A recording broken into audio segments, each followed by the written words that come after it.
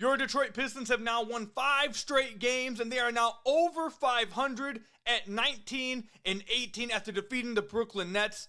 The Pistons are playing some really good basketball right now. We'll break down this game and what this means moving forward. Today's episode, Locked On Pistons Podcast. Let's go.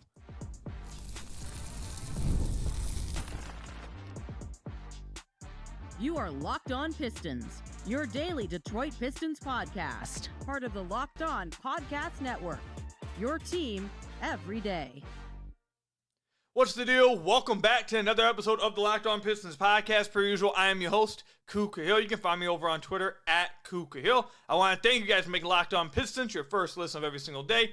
We're free and available on all your podcast platforms. And if you haven't already, head to the YouTube channel at Locked On Pistons. Hit that subscribe button or leave us a 5-star review, whatever podcast platform you're listening to us on. That's another great way to support the podcast. I do want to say again, we are 700 subscribers away now from 10,000 subscribers. We have to get there by the end of the year. A ton of listeners, a ton of watchers, but 50% of you guys who are watching or listening are not subscribed to the podcast. Please head over there, hit that subscribe button. I really would appreciate it. It's the best way to support the podcast. We're trying to get to that 10K by the end of the year. Again, I would really appreciate it, guys. And today's episode is brought to you by Game Time. Download the Game Time app, create an account, and use code LOCKEDNBA for $20 off your first purchase. We're going to talk about a lot of things in today's episode, all of it being extremely positive.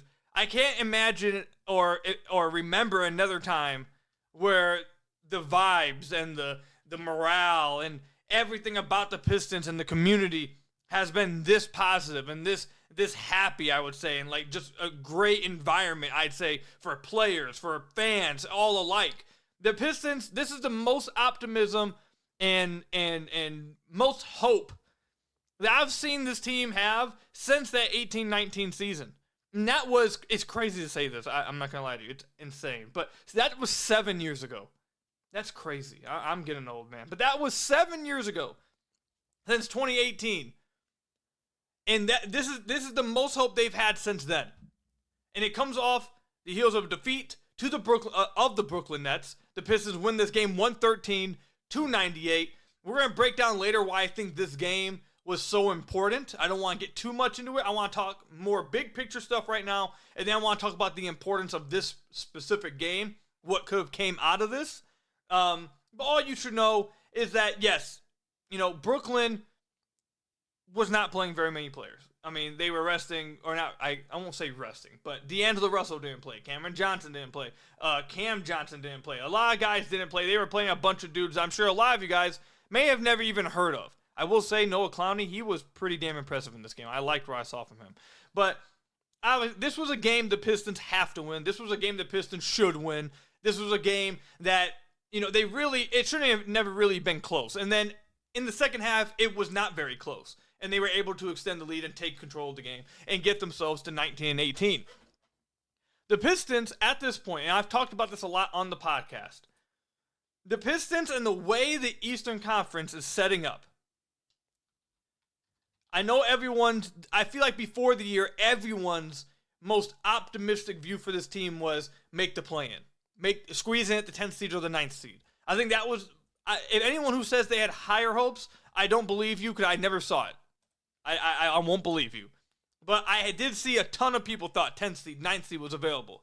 With the way the East is shaping up, and with the way the Detroit Pistons are playing,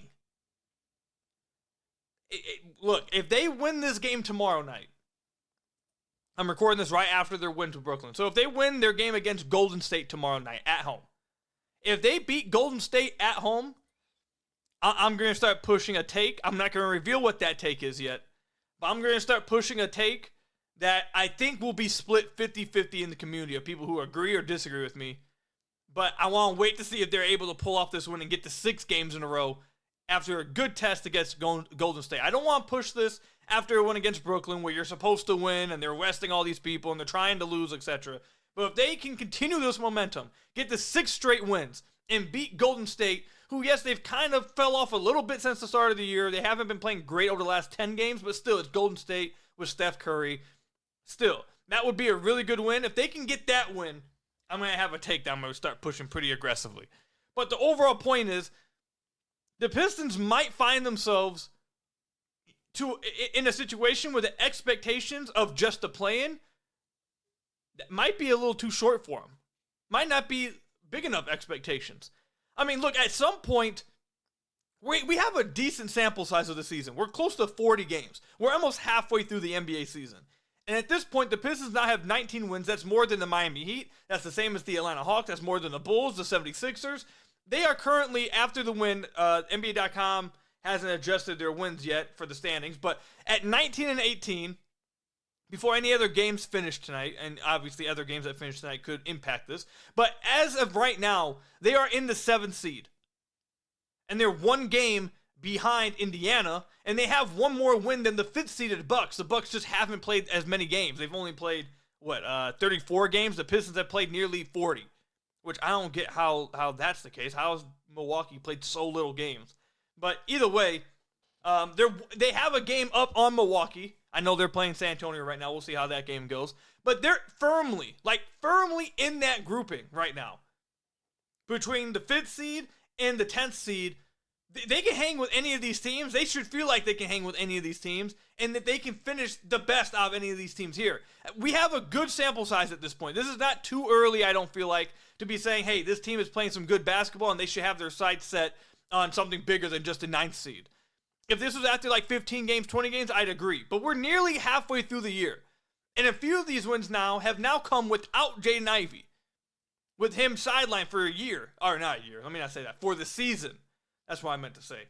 The reason why I say that, I've told you guys since he got injured that I didn't expect him to come back this year. I thought that was crazy. And also, Amari Senko for Detroit Free Press beat writer also just went out and had an article where it says that Jaden Ivey's timeline is anywhere between 6 to 8 months. So Jaden Ivey's going to be done for the year. But despite that, over the last few games, they've still picked up on these wins, which is big time to me. The Pistons, over the last 10 games, they're 9-1 in their last 10 games. I think I saw something earlier that said there's only 2 teams in the NBA that have a better record than the Pistons over the last 12 games.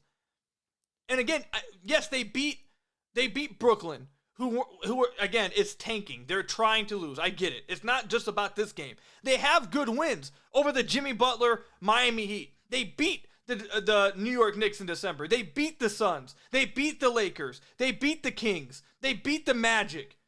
They beat the Minnesota Timberwolves with Anthony Edwards going for 50 plus. If it wasn't for that Utah Jazz game, this team would be on, an 8-game win streak, 7-game win streak right now? It'd be Miami, 1, 2, 3, 4, 5, 6, 7, 8, 9. Wait, oh yeah, they lost to the Nuggets, actually. Take that back. But I think they would be, They would be 10 of their last 11 if they had beaten Utah on December 19th? They're playing really good basketball right now. They're finding ways to win. Their offense is really starting to catch up. Their offense is really starting to play well. Cade is playing really well. And the role players are stepping up in the absence of Jaden Ivey, which is what you desperately need to see. Now, I'm not going to start talking about this yet. We'll see. Give you guys a little hint. We'll see if after they beat Golden State tomorrow, we can maybe start having conversations about whether the Pistons should be looking at the deadline to potentially add a player to maybe rise up in the standings. And, I'm not going to go full on in that conversation because I don't want to have that conversation until after I see how they play against the Golden State Warriors. But I think there's no way that anyone could have expected the Pistons to be in the same conversation right now or within the same, grouping as the Milwaukee Bucks with Giannis and Dame Lillard. I don't think anyone could have expected that. And they've been playing really good basketball as of late. This has been incredibly impressive. And what I really like, I'm not going to lie to you, what I really like, along with the fact that they beat, obviously, a team like Minnesota, and they could beat a team like Sacramento and LA and Phoenix, what I really like is that they've been able to maintain this, even against teams where you say they should win those, but this could be one of those letdown games. Like the one against Utah. That's a game where you should win. The Pistons should not lose, but they let their guard down. They didn't come out with the right amount of effort in the first quarter, end up losing that game. They've had a few of those games since then, and they've answered the call each time. The Hornets won that game. The Trailblazers, close game, but they handled their business, won the game. Against a team that's inferior. Charlotte, a team that's inferior, they handled their business. Trailblazers handled their business. Against the Nets, made sure that it was clear by the end of the third quarter, you guys aren't in the same class as us. We're not going to, completely take the night off because you guys are resting everybody. We're going to get our lead. We're not going to play our guys a lot, and we're just going to get this win, and we're going to get out of here. We're going to handle our business and get out. No fooling around. We're getting out of here. I think that's really impressive. Not only do you need to show up against the teams that are on your level or above your level, you need to be able to take care of the business against the inferior teams and not slip up. And it seems like, a lot of players, Cade has spoken about it a few times, but I know other players, Malik Beasley, Tobias Harris, have spoken about that Utah game numerous times since it happened as kind of like a moment when they were like, we really screwed up there. We should not have lost that game. And it seems like that was kind of a turning point. They lose that game to Utah, and they kind of, ever since then, it seems like everything's changed for them. They lost to the Nuggets, but that's Jokic, man. Like, come on. Outside of that, they've won every other game they've played. They've won every other game they've played against inferior, same-level teams, or I'm sure some people think Minnesota's better than the Pistons, and they beat them. So I think that Utah game might be a game in a month or two where we go back and we say that was the turning point. They went into that locker room, they looked themselves in the mirror and said, we can't do that. That can't happen. We have to be more consistent. We have to play better. I hope that's the case because right now things are looking really up for your Detroit Pistons. When we come back, I do want to talk about, though, why this specific game against Brooklyn, while they were resting a lot of players and while they were purposely tanking, trying to lose, what came out of this game that could be extremely important for the Detroit Pistons for the rest of the year. I love going to live events, whether it's sports, music, theater, comedy events, you name it. One of my favorite memories, I've told you guys many times, was when I was a young kid and my aunt took me to my first ever Pistons game. I absolutely loved it, and the energy and the excitement was absolutely unforgettable. I will forever remember hearing Chauncey's name get introduced for the first time on the Denver Nuggets side. It was fantastic. I love it. I obviously have gone to many Pistons games since then. And I'm a procrastinator. I wait to the last minute now that I'm older to purchase my tickets to whatever events, whether, again, theater, music, sports, comedy, whatever it is. And it often screws me over. But ever since I started using Game Time, I have absolutely saved myself. Game Time has made it easy to get your tickets for your favorite events with their new feature, Game Time Picks. This feature filters out all the fluff to show you only incredible deals on great seats, so you don't have to waste time searching through thousands of tickets. My favorite thing about Game Time is you get last-minute deals all the way up to the very last minute. For me, again, like I said, because I procrastinate, I wait all the way to the last second. Oftentimes people screw me over, but with Game Time, I'm still getting great deals, and I'm still getting great seats. Another thing I love about Game Time is that you can see the view from your seat within the app. You know exactly what your seat looks like on Game Time, so you don't have to try guessing what your seat would look like after you've already purchased the tickets. I love Game Time. It's the best place to get your tickets. Take the guesswork out of buying tickets with Game Time. Download Game Time app, create an account, and use code LOCKEDONNBA for $20 off your first purchase. Terms apply. Again, create an account and redeem code LOCKEDONNBA for $20 off your first purchase. Download Game Time today. What time is it? Game time. So I want to thank you guys again for making Locked On Pistons your first listen of every single day. We're free and available on all of your podcast platforms, my goodness. And please hit that subscribe button at Locked On Pistons YouTube channel. We are on our way to 10,000 subscribers. It's our goal by the end of the year. We're 700 subscribers away. I really would appreciate it. Again, 50% of you guys who watch and listen have not subscribed. So please, if you want to find the best way to support me and help us grow the podcast and grow my career and grow everything, just please go over there and hit us. Get us to 10,000 subscribers. Again, I very much would appreciate it. Or you can leave us a 5-star review. Or actually not or. And you guys can leave us a 5-star review. Whatever podcast platform you're also listening to this on. Another great way to support the podcast. Head over to LockedOnDaily.com as well. Type in your email and you'll get a Locked On Pistons daily newsletter with your Locked On Pistons daily podcast. We're around 11th or 12th in the NBA Locked On NBA channel in the amount of subscribers for our newsletter. We're trying to get to the top 10. We're trying to get to the top 5. Continue to show Locked On that we are the best fan base. The Pistons fan base, the Locked On Pistons fan base is the best fan base at Locked On. So please do those things for me. I really would appreciate it. Also, before we get into the game, I do want to say this. We need to find out or create a name for our community. Because I know that Nick at Locked On Mavs, they have the Raccoon Squad. And apparently they are like rabid, and they're like all over the place. They're in everyone's comment section. They're crazy. He has a large community, and they've named themselves the Raccoon Squad. We don't got a name. So we need a name for Locked On Pistons community. So when we pop up somewhere, we're in other people's comment sections, we're talking, people know who we are. So if you guys got any ideas, you guys got to tweet those at me or comment down below, whatever. We got to figure out a name for our community. And don't give me nothing corny like the Locked On Pistoners or something. Like, come on. We got to do something. We got to do something clever. But anyways, let's get into the game now. So like I said, in this game, the Brooklyn Nets really did not play anyone meaningful. They played Noah Clowney, who I said, again, kind of impressed me in this game. And they did play Nicholas Claxton, but they sat a lot of guys, and everyone is aware that Brooklyn is trying to tank. They're purposely trying to lose. They're trying to catch up at the top of the lottery with these rest of these teams. So overall, winning is not that like crazy of a deal. Winning this game is not like, oh my God, the Pistons won this game. It's crazy. Let's go. Like, that's not what it is. What is super impressive, or what is a big takeaway and could really help this team moving forward, is the play of guys not named Cade Cunningham. The play of guys not named Malik Beasley. The play of guys not named Tobias Harris.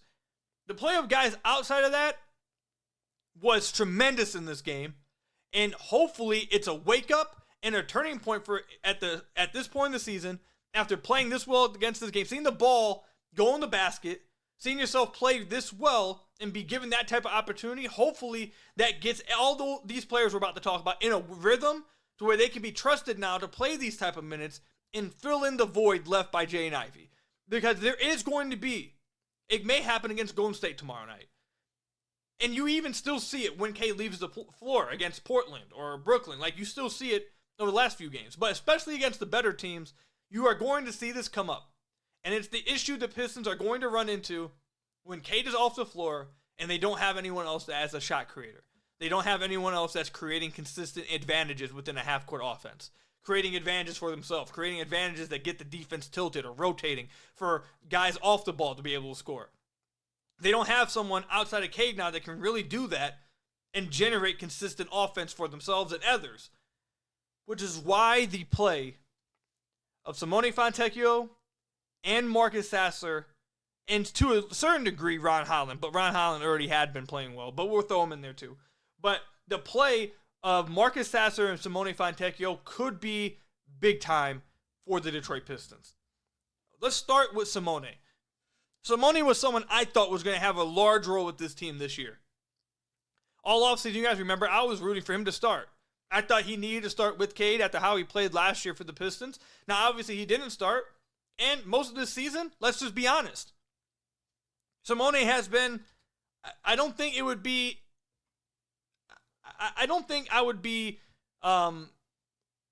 overstating it. I don't think I'd be exaggerating if I say he's just been flat out bad this year. He has not been very good this year. And it sucks to have seen this because he was someone I was very high on coming into the year, especially how great he played for the Pistons at the end of last year. At the end of last year, there was a guy who, in the 16 games after being traded to the Pistons, 15 points a game on 48, 43, 85 splits. Like, that was exceptional. And so many people were excited about his play for this upcoming year now for a full season. And it just hasn't been that way at all. He's shooting 40% from the field, 35% from deep. Hasn't been nowhere near the player he was that year, or the back end of last year once he got traded to the Pistons. And I mean, even in this game, you still see that he's turning the ball over.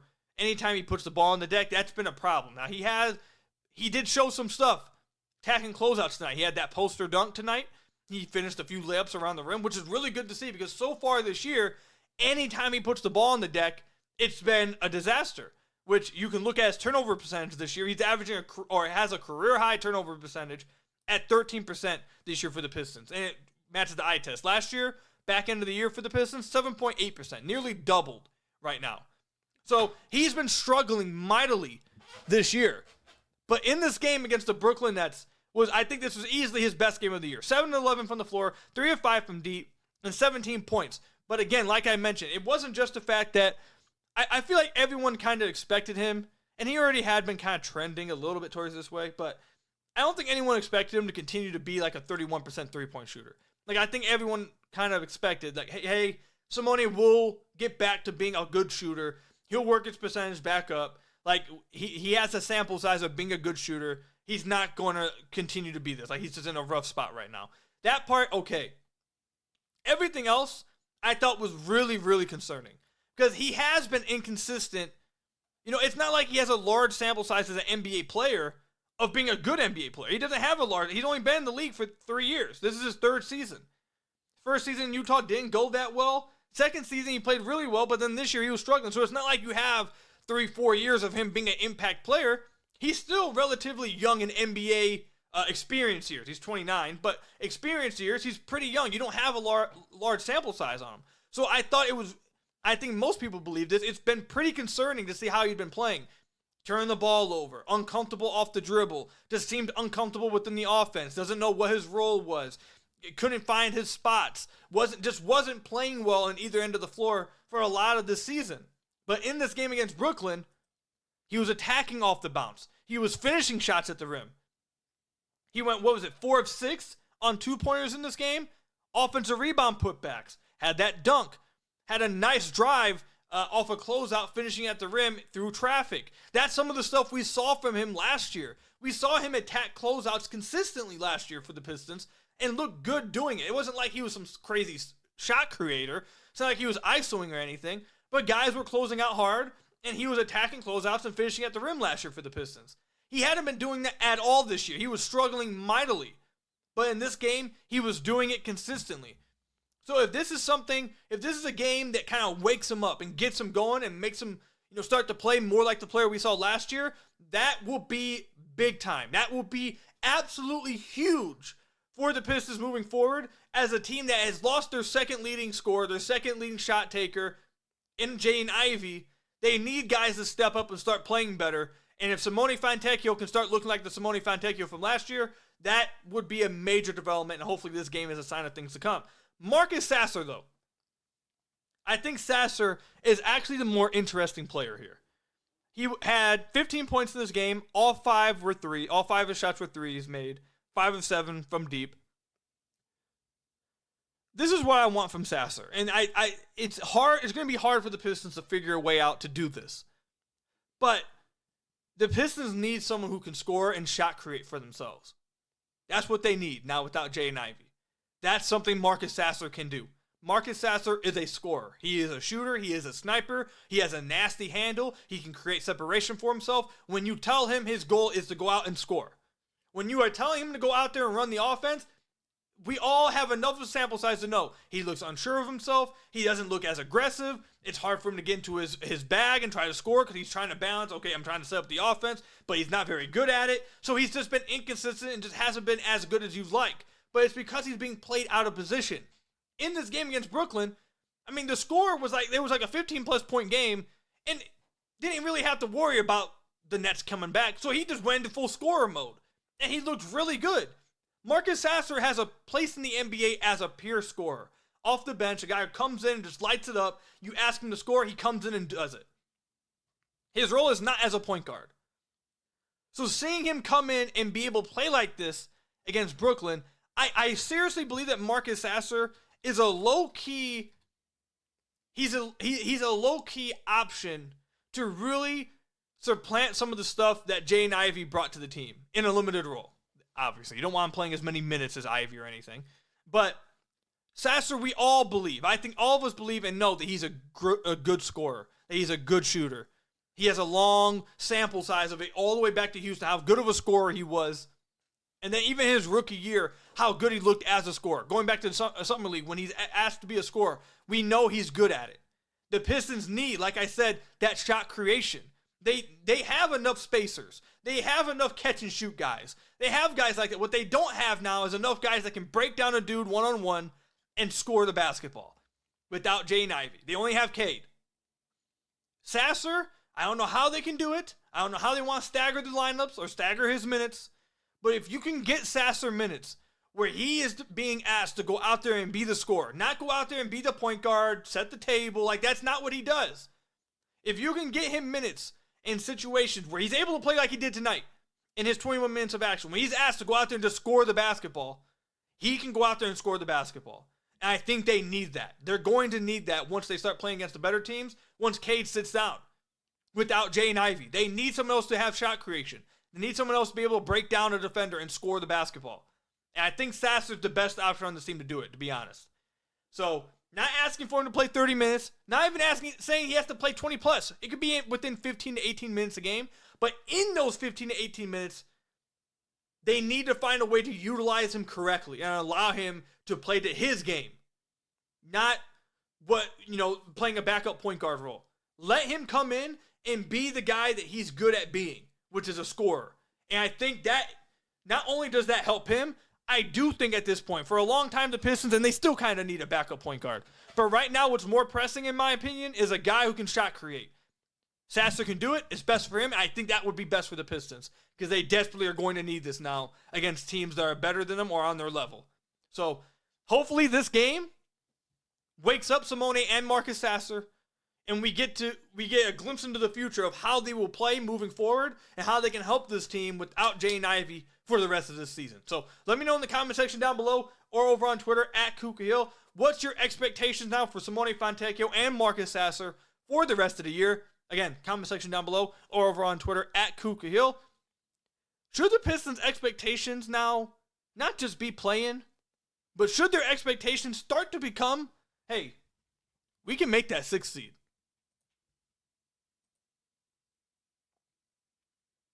I want to take a moment to introduce you to a brand new mobile game that I'm really excited about. Ultimate College Basketball HC. If you've ever dreamed of being a college basketball head coach, this is your chance to step into those shoes. In Ultimate College Basketball HC, you control every detail of your program, from recruiting players to hiring coaching staff to overseeing training camps, handling NIL deals, and managing scholarships. It's all in your hands. And when it comes to the game time, you get to draw up offensive plays and set your strategy. The way you play won't just affect the current season, it will shape the future of your school's basketball program. It's a game that lets you feel the full weight of what it means to be a head coach and lead your team to glory.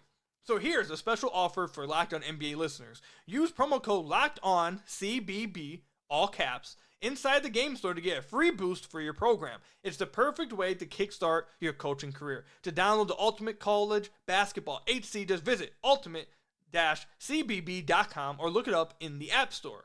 Ultimate College Basketball HC, begin your coaching legacy today and use promo code LOCKEDONCBB, all caps, in the game store to get a free boost for your program with Ultimate College Basketball HC.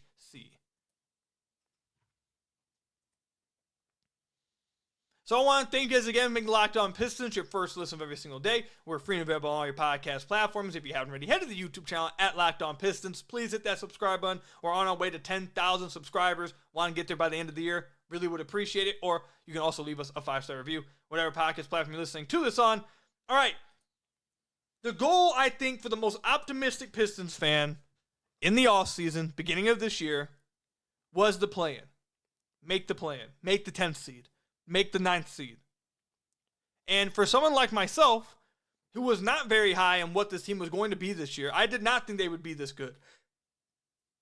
Excuse me. I did not. I'll come out and say it. Everyone knows who listened to the podcast in the offseason. I was not very high in this team because of defensive concerns. And I think those defensive concerns are I think they're starting to, I think I look right in that regard with the defense. But everything else, I didn't expect Cade. I mean, I did expect Cade to make a jump, but I think he's even made a bigger jump than I expected. Jaden Ivey has played much better than I expected. The vets have been a lot better, especially, I would say, more so Malik Beasley has been way better than I expected. So this team is surpassing my expectations, and I think they're surpassing the most optimistic Pistons fans' expectations coming to this year. 19 and 18, they're on a 41-win pace. I don't think anyone expected them to win 41 games this year. I don't care what anyone says. I didn't see it not one time anywhere. The most optimistic Pistons fan I saw maybe around 33 to 35 wins.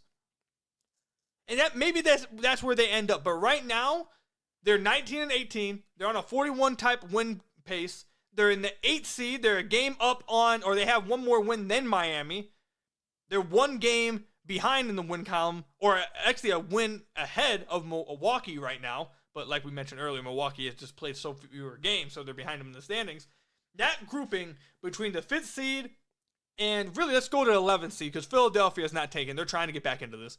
But the 5 seed and the 11th seed, there's our 11 spot in the standings is so close. You got Philadelphia at 15 wins, Chicago at 17, Atlanta at 19, Detroit at 19, Miami at 18, Indiana at 20, and Milwaukee at 18.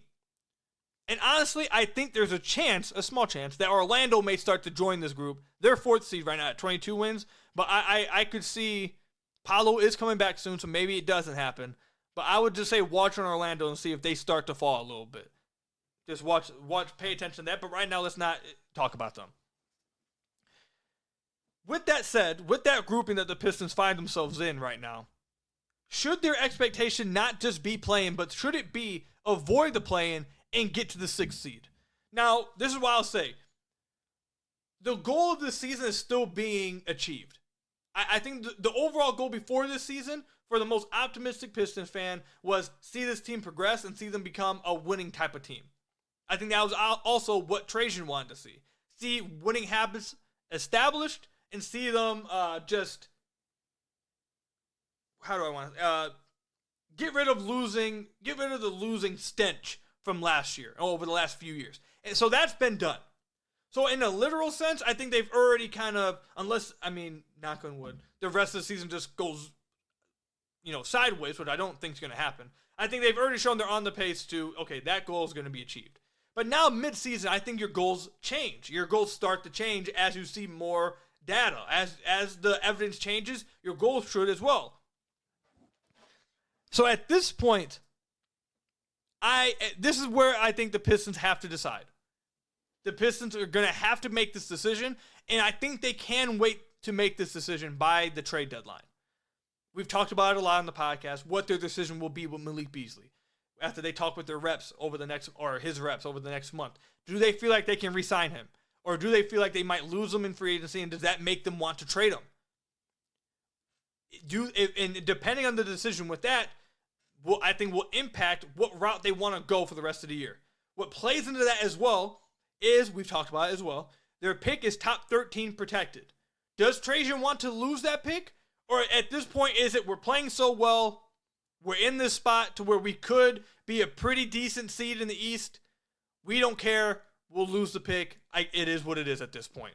Depending which way he wants to go. Now, I think he has till the trade deadline to decide really which way they want to go. If they want to go the route of, we're going to lose the pick this year, it is what it is, let's just be good. Let's just, see how good this can be. I think the Pistons can get to the 6th seed. I think it's a reasonable expectation. If they do decide within the front office, look, we really don't want to lose this pick. We're going to do like subtle moves that kind of hint that, we're not flat out tanking, but we're not necessarily trying to move up. Then, okay, we can take that away. But in the idea that they're of the belief after the trade deadline, like, look, we're going to lose our pick. It is what it is. If that's the case, I do think the Pistons could get to the 6th seed because of what's going on in the East. We've said this many times in the podcast. Multiple teams are just flat out trying to tank. Washington, Toronto, Charlotte, Brooklyn. That's 4 teams. Chicago is going to start tanking at some point, I have to believe. At some point, they will move off of Levine and Vucevic. They will start to tank. There's no way that they're just going to try to beat the 10th seed again. I don't think anyone believes it, but if they do it, God bless them. So that's 5 teams. Then you got this whole dilemma going on with Miami. If Miami does not trade Jimmy within the next week, I think their situation is going to start getting really ugly. We know what happened last time. A team tried to hold on to Jimmy when he didn't want to be there. Just go look at what happened in Minnesota. If they don't trade Jimmy soon, I think he's going to start causing a scene. I think it's going to get really rough for Miami. I think they'll fall. If they trade Jimmy, I do think they're going to obviously be worse, I would guess, if they just lose Jimmy. I don't think they're going to get a player back that's as good as Jimmy. So either way, I expect Miami to fall. I expect them to be worse than the Pistons. So now you're talking about 6 teams already in the East. I think will just flat out be worse than the Pistons because of one of their own decisions, or 2, in Miami's case, the decisions of their star player kind of forcing his way out. So that's 6 teams now. So I really expect them to be battling with, it'd be Detroit, Atlanta, Indiana, Milwaukee. And I think they can beat out Atlanta. I think they can beat out Indiana. But it just comes down to, and that's why this game against Golden State is really interesting for me and why I don't want to push this take until after this game. They have had a soft schedule over the last few games. I want to see, how does this team look against a good basketball team without Jay and Ivey?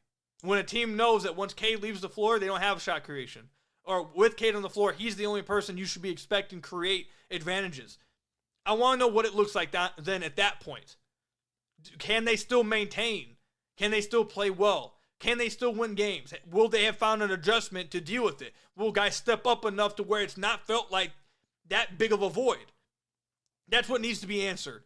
Because if they do go the route of, we're going to lose the pick, it is what it is, let's try to be good, and you start to see that the void of Jay and Ivey left behind is these guys aren't filling it, I'll give you guys a teaser into what my take will be tomorrow. If Golden State loses to the Pistons, I think they should consider going out and trading for somebody to help fill some of that void this year. I won't go any further into it. We'll see what happens tomorrow. If they win, you'll get more of that take. But that's all I've got for you guys today, man. Let me know in the comment section down below how you guys are feeling about the Pistons right now moving forward. Again, comment section down below or over on Twitter at Kuka That's all I've got for you guys today. Thank you guys for making Locked On Pistons your first listen every single day. Free and available on all your podcast platforms. Hit that subscribe button to the YouTube channel. On our way to 10,000 subscribers. Leave us a 5-star review, whatever podcast platform you're listening to this on. And until next time, I will see you guys later. Stay safe out there. Till next time, peace out, everybody.